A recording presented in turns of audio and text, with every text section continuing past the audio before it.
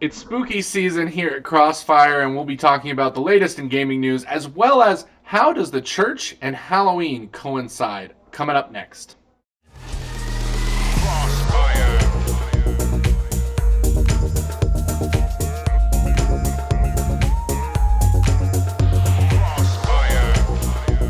What's up, everybody, and welcome to Crossfire Faith and Gaming Podcast, where we talk about news, pop culture, and churchy things. I am one of your hosts, Russ Dornish, alongside my co-host, the Reverend David Petty.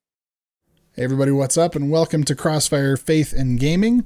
Excited to bring you some of today's news and get into a little bit of talk about our spooky season. So why don't I start off with our first thing, and then Russ, you can take it after that.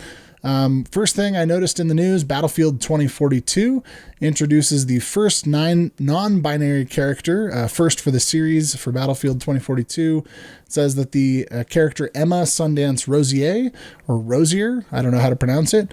It says that the character is non-binary, making them the very first character who identifies as such in EA's long-running series. I think this is pretty cool. I think the goal of character creation in games has always been to create characters that look like however you feel like you want to play a character. Some guys play as guy characters, some gals play as guy characters, some guys play as gals, and gals play as gals. But now, I think for all those folks out there that identify as non-binary, saying, I'm not specifically male or female, I'm kind of right in the middle, pretty exciting that they get some representation. Russ, what do you think? Yeah, I'm always for that representation in games, especially because I feel like games are for everybody, and therefore we should always have things that help out everybody to be able to play games and be able to play that they want to play. So always a positive when we see companies taking a stand and kind of doing that. Glad to see EA jumping on board with being a little bit more representative of the entire culture. Next up, this one's really exciting. Okay, it's been long rumored. But the Grand Theft Auto Trilogy, the definitive edition, got a gameplay trailer. We got all the information. And guess what? It is coming out November 11th, which is awesome. Just going to open up the article that we have from IGN that kind of details what we're getting. But it's coming out on almost every platform: PlayStation 5, Xbox Series, consoles, Nintendo Switch, PlayStation 4, Xbox One, PC, and eventually mobile systems will also be getting this version of the game. They've also announced very quietly that they're going to be removing any other copies of the games available to purchase anywhere. So this will be the only copy that you can buy of the Grand Theft Auto games. But there are a bunch of improvements coming to it besides just the refresh, which, by the way, go look the trailer. Pretty cool, I think, what they did. Some people aren't liking it. Some people wanted more. I think they did enough because they did more than just a simple remaster, add some lighting, and that's about it. So inspired by GTA 5, the improvements to targeting and lock-on aiming, updated weapon and radio station wheels, updated mini-maps with enhanced navigation allowing players to set waypoints to destinations, updated achievements, trophies, and so much more, including the feature that I'm about to love, which is the ability to immediately restart a failed mission, cutting out the major frustrations that people have with the originals, including myself. Very excited. The Switch version will have gyro gaming. PC will have NVIDIA DLSS, and PS5 and Xbox Series will be 4K at 60 FPS. I already pre-ordered it. It's coming out November 11th. Dave, what are your thoughts? And are you going to be playing and returning to this masterpiece of a series? Yeah, I mean, I think it's amazing that they're doing this. I've always said that I think anything that you can do to bring an older game to a new generation, especially to reintroduce it to players, often like myself, who say, I love trying to re-engage with an old story, but I love graphics, and trying to re-engage with an old story with old graphics can sometimes be a huge burden when we expect things like ray tracing and just amazing, gorgeous graphics. So I think it's neat. I think it's valuable. I personally probably will not jump back in because I've got such a backlog of so many other games. GTA San Andreas was actually one of the first games that I completed, that I remember actually finishing the whole game all the way through. And I think we've talked about before the violence in these games is kind of a commentary on violence, that they themselves are a satire on the genre. So I don't know. I've always thought Rockstar does things really well. The other thing I just want to comment on is how well I think they executed this release. There was a lot of speculation. They said, hey, we're actually doing it. Oh, and by the way, it's coming out in 3 weeks or 4 weeks or however, Yep. rather than hey, everybody, look at what's happening with Cyberpunk 3 years from now. You build up all this hype for 3 years and then you under-deliver. So I've always said under-promise, over-deliver, and over-communicate. I think Rockstar did a great job with this launch. I'm excited to see it.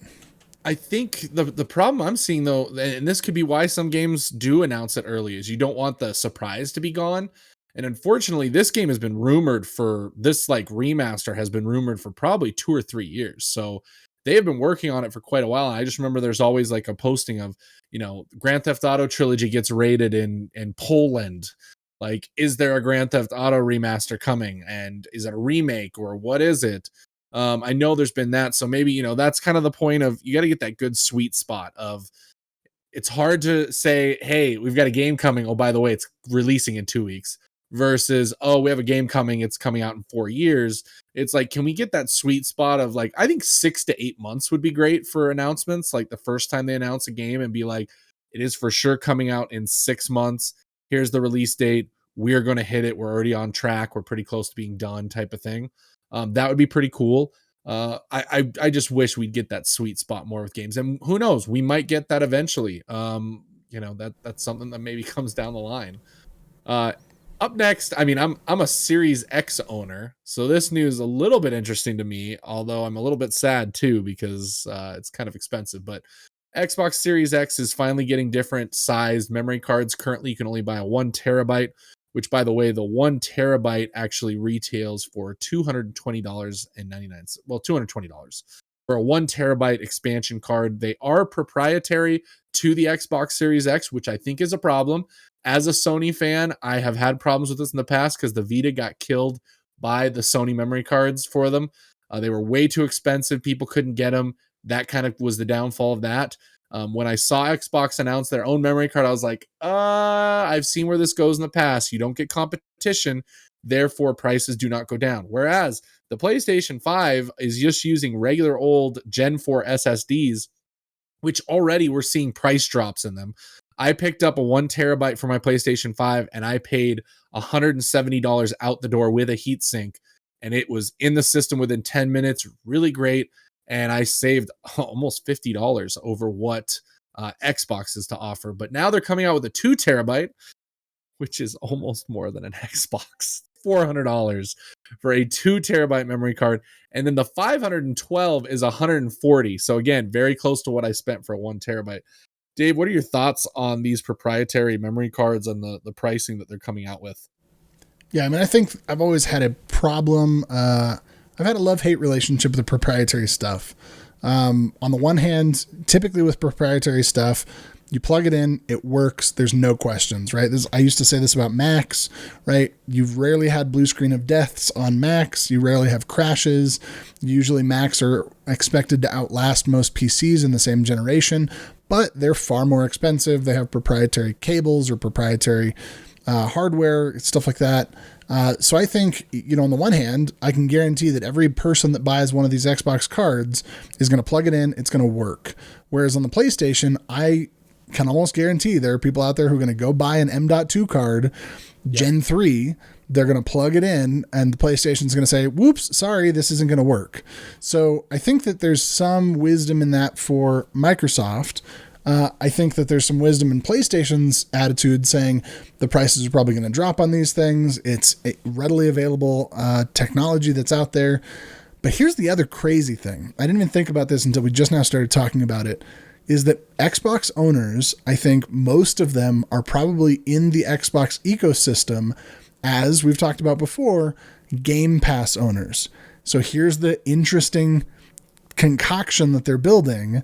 You've got Xbox Game Pass, access to tons of games, right? You can have access to this kind of unlocked library of games. Oh, but sorry, you can't install them. You'll need extra storage to install them. So it's almost like they did Game Pass and priced Game Pass so well and priced storage so high, like printers and ink, to try to sell more of the other. You know, I don't know. I think it's interesting. I think it's a weird problem that's unique because of this way that the two problems interact.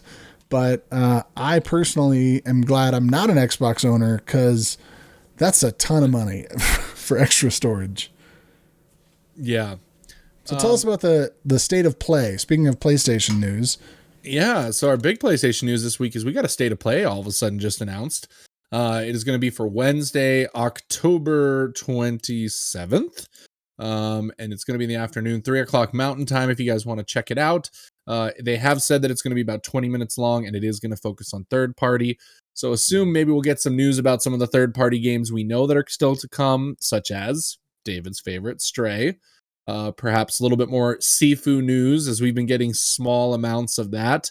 And then the joke I've been seeing around the internet is everybody wants to see some more Deathloop. So maybe we'll get more. I'm just kidding. Deathloop's already been released. Great game. But the amount of times that Sony showed that in the last year is ridiculous. Maybe we'll get some more Deathloop news. So, David, are you excited? Are you hoping to see a little bit more of Stray? I would love to see more Stray. I think anything they can do to show more of games that people are hoping for, good stuff. I'm not super excited about the state of play. I think these come out all the time, and it's kind of like, well, this is the mini hype train for the things that you already know are coming. I'm waiting and expecting to be pleasantly surprised by something that I wasn't expecting. Probably won't watch it live, but that's just me. Yeah.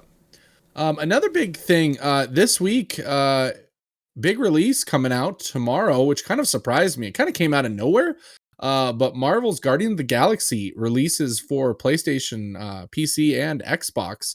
Again, they are talking about this. It's from Crystal Dynamics, Square Enix, the same makers of Tomb Raider. They make great single player games, and everybody's been saying so far on the reviews that they are making another wonderful single player game in the Guardians of the Galaxy game.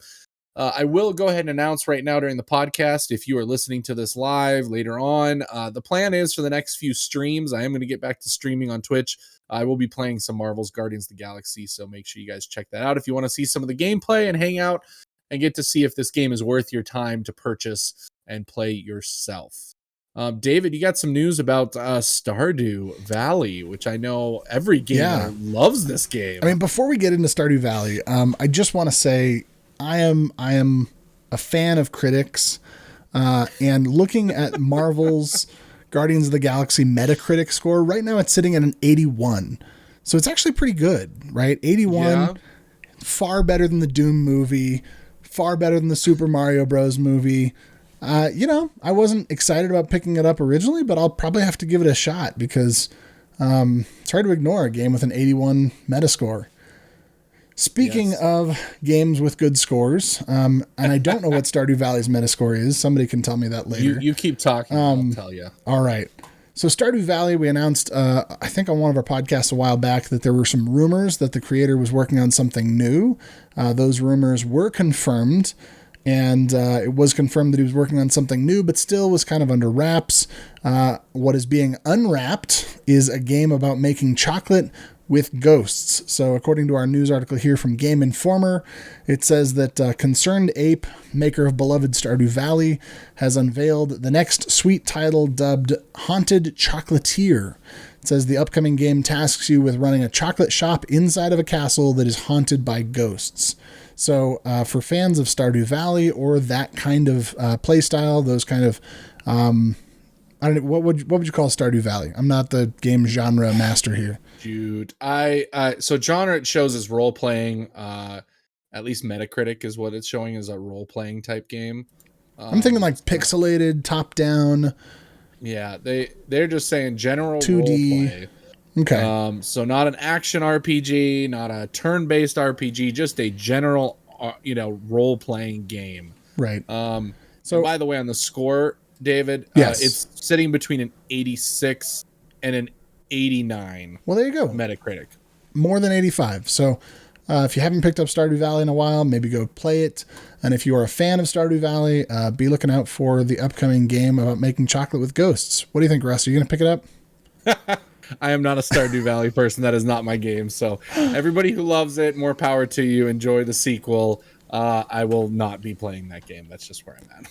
All right. Well, last up, we've got some news about a game that everybody loves, at least everybody that is an Xbox player, and that is the latest news about what's going on with Halo Infinite. They just came out with a new campaign trailer, and it looks like a lot of people are saying that this is the open world Halo game a lot of people have been looking for. So it looks like there's a lot of playtime with Master Chief chasing around Cortana.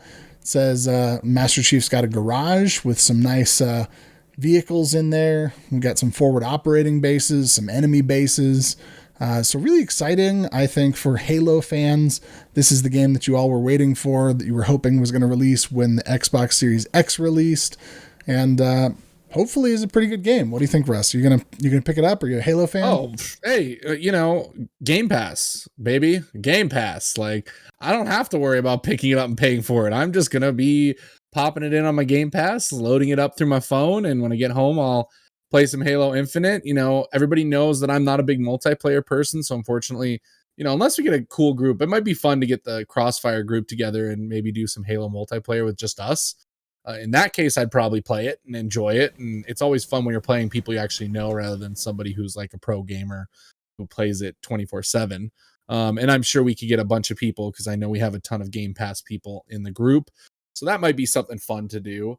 That's it for gaming news, but there was a ton of movie news somewhat related to games, which we always love to cover here on the podcast. The big one. Okay, this one's scary, Dave. This one's scary to me because this is my favorite gaming series of all time, but we finally got a trailer for, I can't even believe it's actually happening. This has been 10 years in development almost, of the Uncharted trailer with Tom Holland and Mark Wahlberg dropped, and it was okay. I'm very scared, optimistic, all at the same time, whatever it wants to be. Like, I'm hoping it's just okay. I would be fine with like a C+ movie at this point. Just don't completely ruin it. Make it fun, make it like a popcorn type movie, similar to like any movie that Dwayne Johnson, The Rock, does. Like, the movies that storyline's not that great, action's cool. It's just a fun movie to go to and eat popcorn and not worry about it. Dave, what are your thoughts from seeing the Uncharted trailer? Yeah, I think I was surprised. Part of it probably, I think, casting wise. I think there have been a lot of questions of casting Tom Holland as Nathan Drake. He's a little bit kind of a smaller build of a person. Granted, Nathan Drake does spend a lot of his time climbing walls. I'm sure somebody probably said Spider-Man climbs a lot of walls. Tom Holland, Spider-Man, Nathan Drake, Spider-Man, sure. So I think that, there's interesting casting. I also think Mark Wahlberg, for me, is like a real hit and miss actor. Some of his stuff I've seen, I love, it's amazing. Some of his stuff is movies, but you also have Antonio Banderas in there. Yes. There's some other big names. I think that's actually all the big names, Antonio Banderas. But it's not going to be as good as, here's my prediction. Okay. We're going to come back maybe later. I think it's not going to be as good as Detective Pikachu. We've talked about the plague of video game movies. It's not going to be as good as Angry Birds 2. It certainly doesn't have the cast, the power the Angry Birds 2 had. Aquafina is not in it. But I think it's going to be better than Doom. I think it's going to be better than Super Mario Bros. I think it would probably be around where I'm expecting it to land is Tomb Raider. The latest Tomb Raider movie that's going to be good. It's going to be a solid movie. Vibe. As long as it's better than Assassin's Creed, the Fassbender Assassin's Creed. That doesn't take much, Dave. then I think it's going to be fine. I just expect a good, fun time from that movie. So speaking of good, fun times, I want to get to the good, fun time movie. We can get to the dark movie later. Just the other day, I sat down to watch the original Ghostbusters with my son. Had a wonderful time. I had kind of forgotten how fun that movie is. Oh yeah. Like as a kid, I think I remember it being more spooky. Probably because the first time I watched it, I was like 6. But you know, sat down with my son, we watched it, and he's just laughing the whole time. Stay Puft Marshmallow Man is hard not to giggle at. So now, new Ghostbusters, tiny Stay Puft, can't even say it. Tiny Stay Puft Marshmallow Man. I'm loving what I'm seeing out of the Ghostbusters trailers. What do you think, Russ? Are you hoping it's gonna be good? Well, as a ghost head, a Ghostbusters fan, when I was 5-6 years old, I was running around during Halloween wearing my Ghostbusters outfit. I had the proton pack. I had the jumpsuit with my name on it that I got. My mom knows. She knows that I was a huge Ghostbusters fan growing up. So I am super excited. The thing that I'm really loving too is we have gotten reviews already for the movie. And so far it is actually trending pretty decently. So Rotten Tomato meter, 34 reviews, so not a ton out, but we're sitting at a 79%, which I expect. I bet it'll hover right around that 75 to 80%. It's not going to be 100% or like a 90% movie. Unfortunately, when you get these type of movies, some critics just don't like these type of movies and they put it out in their reviews. Comedies, things that are just, not to be taken too seriously, but fans will love it. I have a feeling the audience score will be much higher. But yeah, I am super excited for it. I love Ghostbusters. No offense to the Ghostbusters reboot with, Kristen Wiig and Melissa McCarthy and all those people. Like, I watched that. It was okay, but it was a little disappointing. It didn't really catch that Ghostbusters feel to it that the originals did. And so I'm excited because this one definitely has that vibe. So very excited. Coming out November 19th. So make sure you guys go check it out in your local cinemas. Yeah, it's interesting. No, go ahead. The Metacritic score, Ghostbusters, the original, of course, has a Metascore of 71. The Ghostbusters Afterlife looks like so far it's sitting at a 62. There's a couple people that just really panned it. The Guardian panned it terribly, but Variety liked it. Hollywood Reporter liked it. New York Post liked it. So I think that's all pretty good. And looking back, it looks like the 2016 Ghostbusters movie had a 60 Metascore, and I think you're right. I think it was good. It wasn't the same, right? Which was part of the whole purpose of it, was to not be the same. And there were some things going back and looking at the 1984 Ghostbusters movie with my son that I had to go,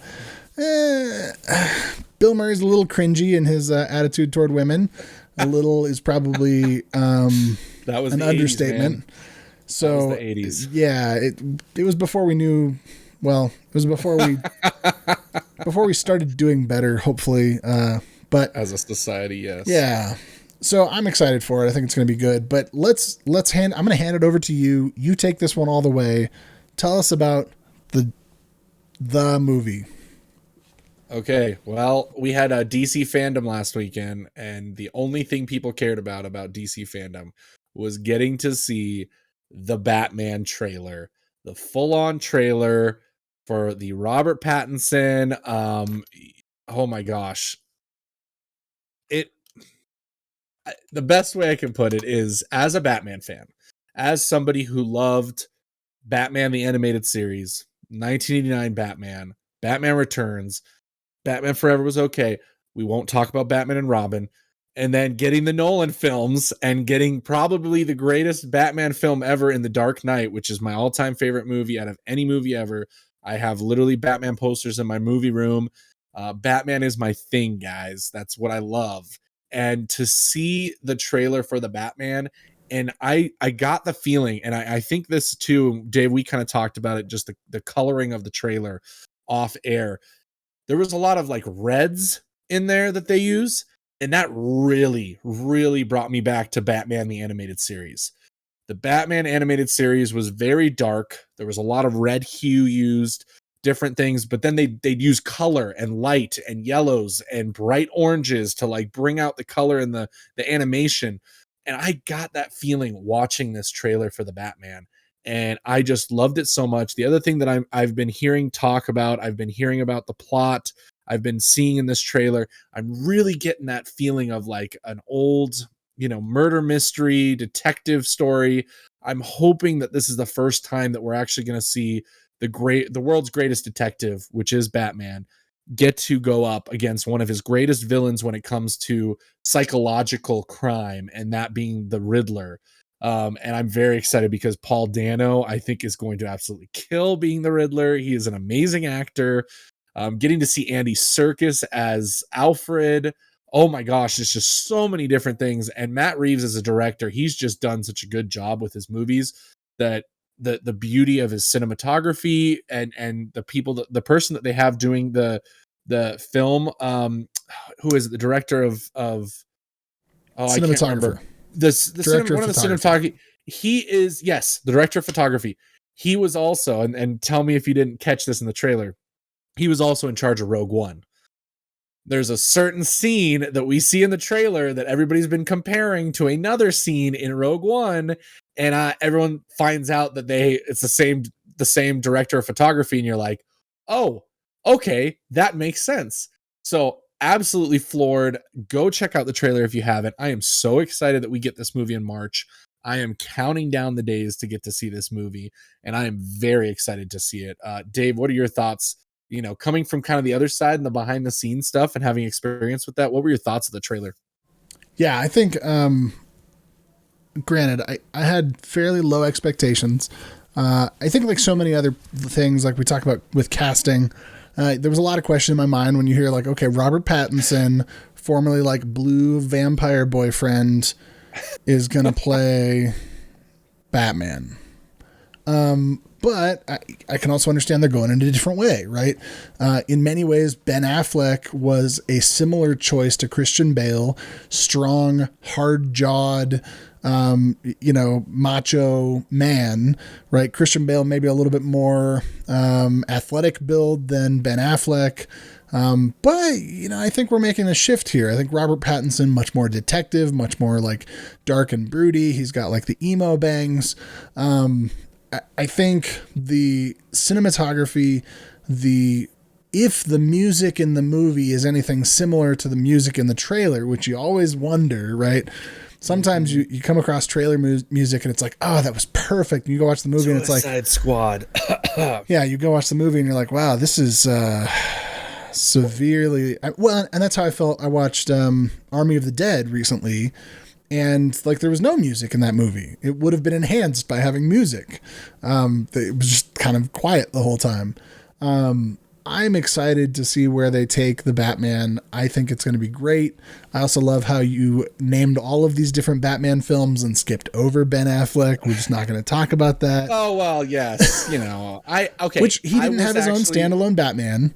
He didn't, but I was a fan of Batfleck. Okay, I was a fan. I wanted to see his Batman movie because I thought he came off very Dark Knight vibe, the Dark Knight Returns comic book graphic novel.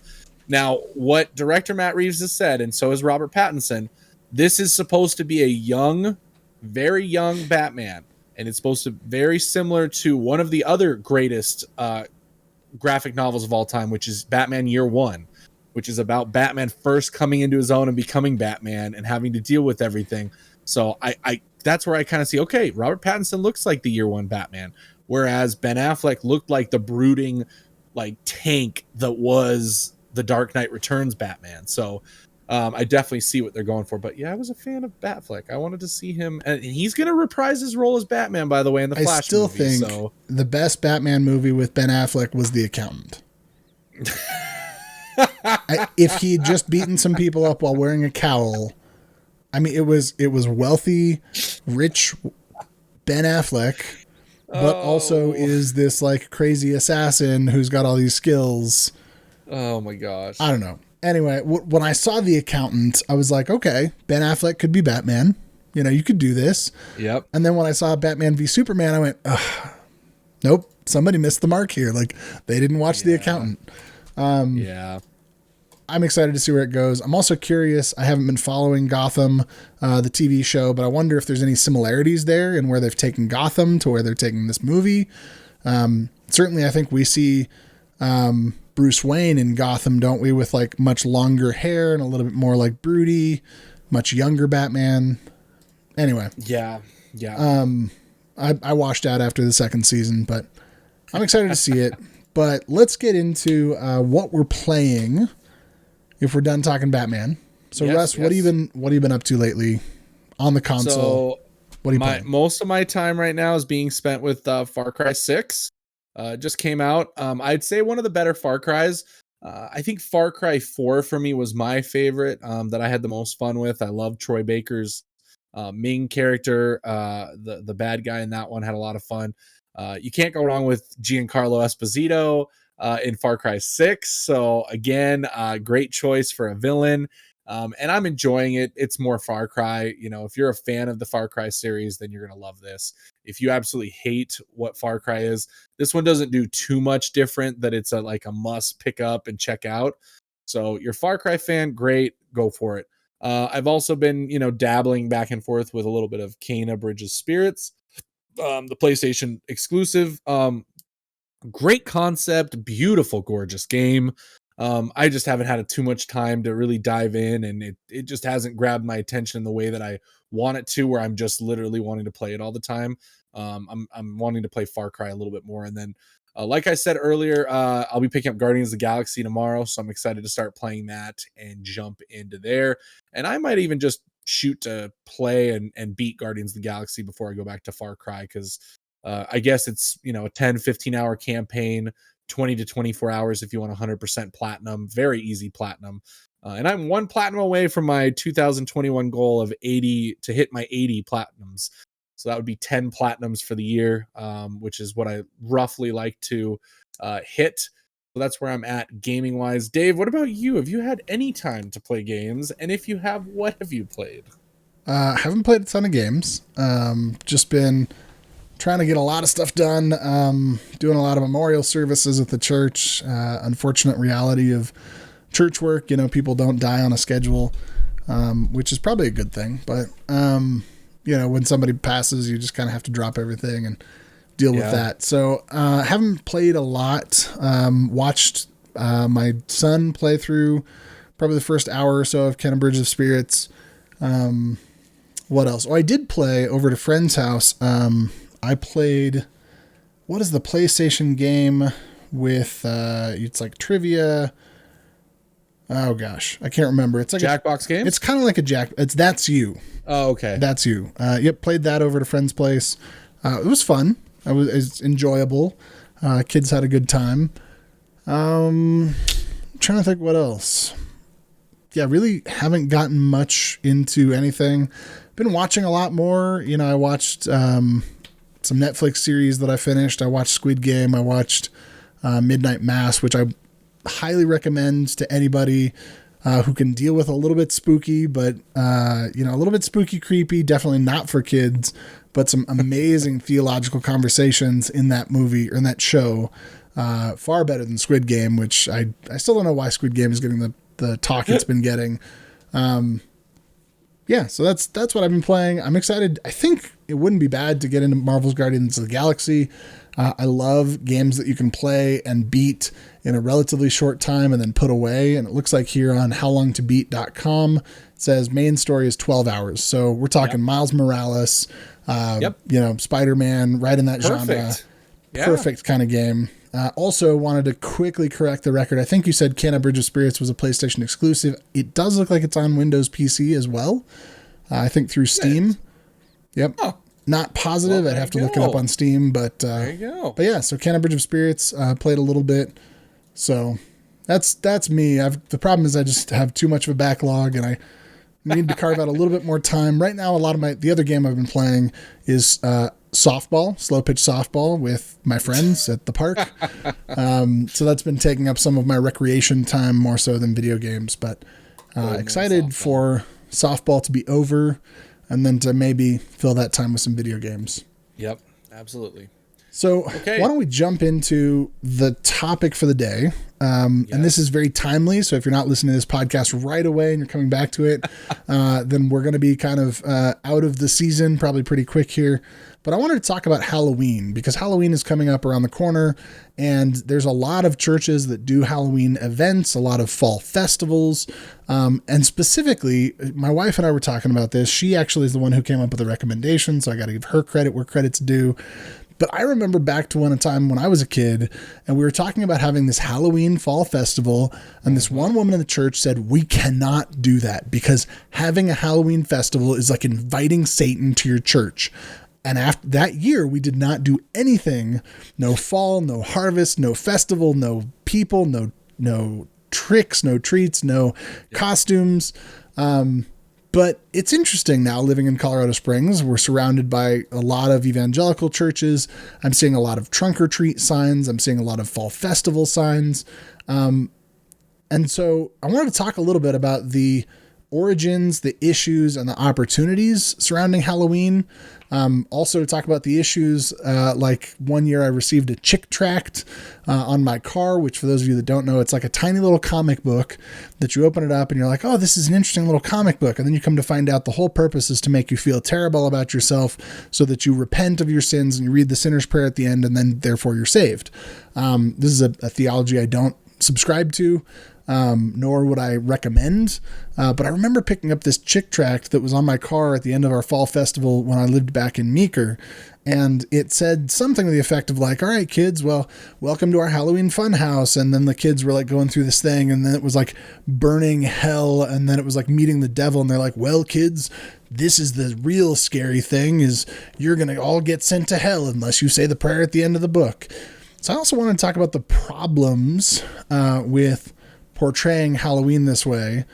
And I don't know, I just wanted to have like a 5-10 minute discussion. Russ, what do you think? What's your thought about Halloween? And is it an opportunity? Is it a problem? Where's Halloween for you? Well, as an ex-evangelical that grew up in an evangelical church, I do remember the year that in Sunday school we were given the truth about Halloween and we were asked, will we commit to not celebrating this evil satanic holiday? And sure enough, me and my best friend did it. We ended up just staying at his house for Halloween and like having a pillow fort and just, didn't go trick-or-treating that year.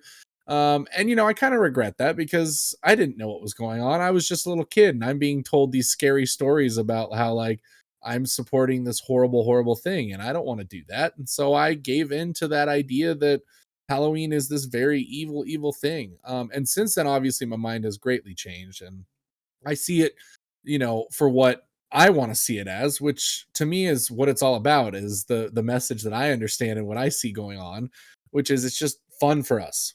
It's a fun time to dress up as something else, eat some candy, and that's it. If there are undertones or other things going on that people want to say is going on, then that's great. That's good for you that you feel that way. But for me, that's not the focus, and that's not what we're doing. Our church just had our trunk or treat event. Very interesting. Lots of people dressing up as witches. My wife, being a pastor, dressed up as one of the witches from Hocus Pocus, which she had an interesting story to tell some people, which was, some of the research that some of her friends have done have actually looked at some of the early pastors in the church were actually deemed witches. So it has kind of a little bit of a background there of why she wanted to do that anyway, of like, she's breaking this into this area that has been looked down upon a lot by the church in the past. And it ties a lot with the way that they treated people and women back in, whatever time that was, that women were constantly being accused of being a witch. So that is just something an extra to be a part of. But we had a ton of fun doing trunk or treat.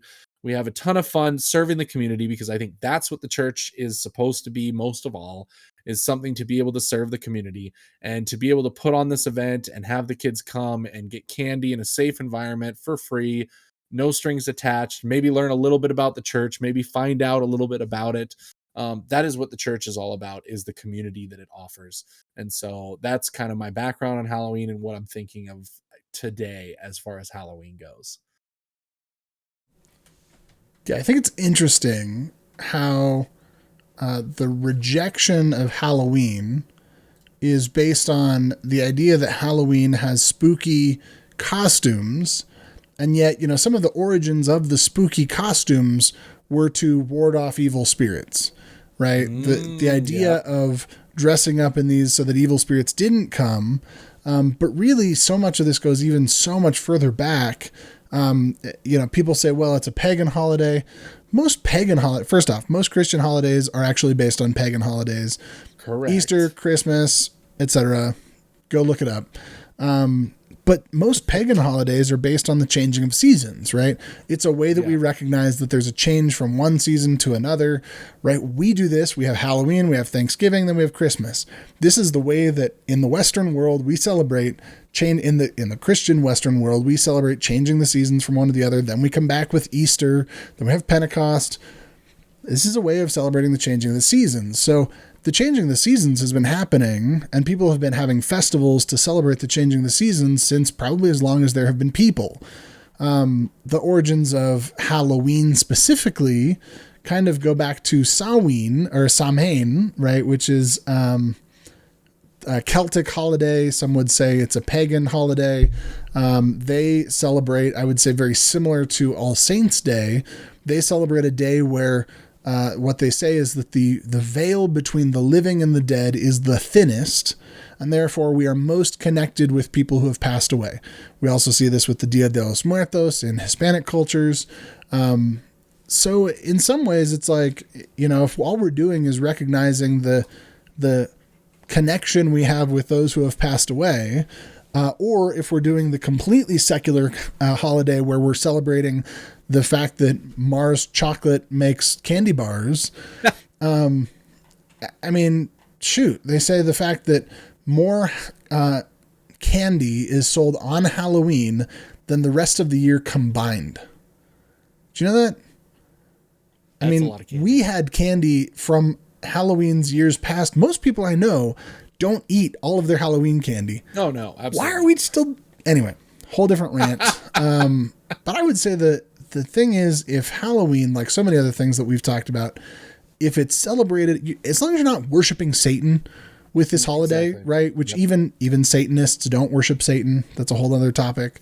But unless you're like committing to do evil, then probably the most problematic thing about Halloween is that it's the day on which most children are hurt or killed in vehicle-related accidents. Right? That's the problem with Halloween that we ought to be talking about, is how to keep kids safe. And that's I think, the huge opportunity the church provides to say, look, we understand it's not safe to send your 5-year-old out at 10 o'clock at night in a dark community where they might get hit by a car that's backing up. So instead, we're going to have a trunk or treat at the church. You can walk through the parking lot where there's no cars. You can celebrate with community. You can have some candy. You can have some chili. It's going to be great. That's the opportunity I see in Halloween. So I love the idea of having a fall festival, having a get together, if for no other reason than to keep each other safe, to celebrate community, and to celebrate a change in the seasons. So that's my take on Halloween.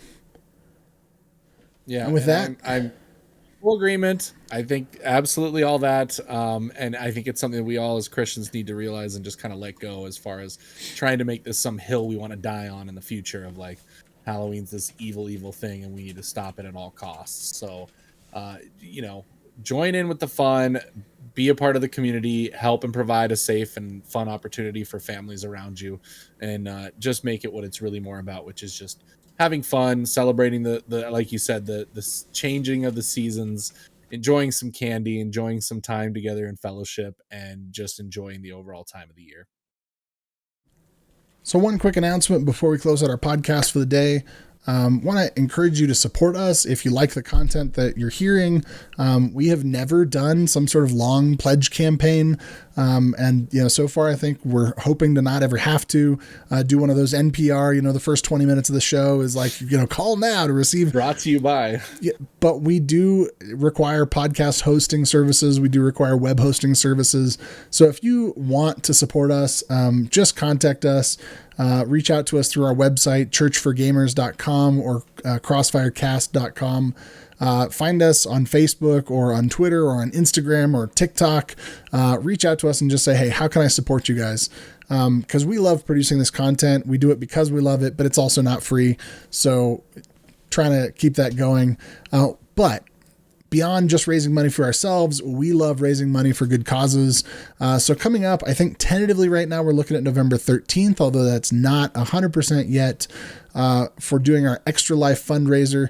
That's a fundraiser that goes to support Extra Life, and they support children's hospitals. So join us on Twitch on November 13th, or whenever we tell you it's going to happen. Keep an eye out on our social media channels, our website, our Facebook, Instagram, Twitch, Twitter, etc. And we will let you know how you can support us in supporting Extra Life, in supporting kids in children's hospitals. So that is the only thing I've got. Russ, you got anything else? No, that's it for me. Thank you guys so much for tuning in, and check out our YouTube, all the podcasts previously, our devotions, any of that stuff. And of course, our Discord, where we have meetings every Monday night for you to hang out with us and others in our community. We got a pretty good solid group of people that meet every single Monday. So if you want to talk about games, movies, or the Bible, that is where to go. Monday nights, 8:30 p.m. Mountain Time on our Discord. You can find our Discord over on our website, like David said, crossfirecast.com or churchforgamers.com. Thank you guys so much for tuning in, and we will see you on the next edition of our podcast. God bless, and have a great day, evening, night, morning, whatever. Have a good night, everybody, or day or morning. Good afternoon, good evening, and good night.